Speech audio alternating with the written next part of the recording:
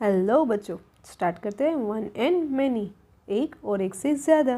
कैसे होता है? Cup, cups. जब हमें एक से ज़्यादा की बात की जा रही है तब हम एस लगाते हैं पीछे। कप एक है तो कप एंड कप्स, एस लगाया तो कप्स। एंड एंड्स यानी एस लगाने से ज़्यादा हो जाता है। सिंगुलर एंड प्लूरल हो जाता है। CAP कैप, एस लगाने से ज़्यादा। CAPS caps. मोर एग्जाम्पल, बीस, मधुमक्खियाँ, एस लगाने से ज़्यादा। Apple, apples.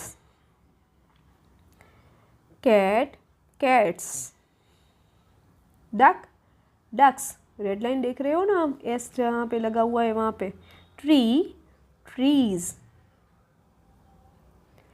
Cup, cups.